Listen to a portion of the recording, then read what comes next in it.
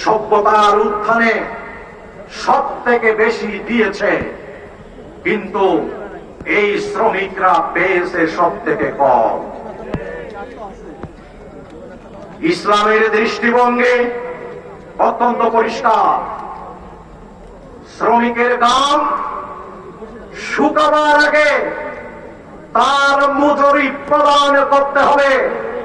কিন্তু আমাদের এই বাংলাদেশে আমরা শ্রমিক ময়দানে দেখতে পাই, গাম শুকানোর আগে মজুরি পাওয়া তো দূরের কথা, নিজের ন্যায্য সেই মজুরি পাওয়ার জন্য গামের সাথে তাদেরকে রক্ত রাজপথে ঢেলে দিতে হয়।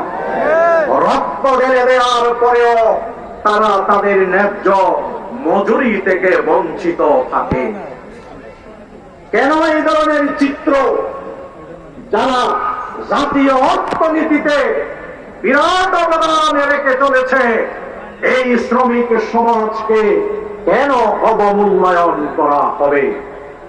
বাংলাদেশ শ্রমিক কল্যাণ ফেডারেশন শ্রমিকদের ন্যায্য পাওনা, ন্যায্য দাবি, তাদের জীবনমানকে উন্নয়ন করার জন্য ন্যূনতম যেই মজুরি দরকার, যেই পারিশ্রমিক দরকার, যেই স্যালারি দরকার, যেই সুযোগ সুবিধা দরকার, সেইগুলো নিশ্চিত করার জন্য বাংলাদেশের শ্রমিক অঙ্গনে যেই সংগঠনটি অগ্রণী ভূমিকা পালন করে যাচ্ছে, তার নাম হচ্ছে বাংলাদেশ শ্রমিক কল্যাণ ফেডারেশন।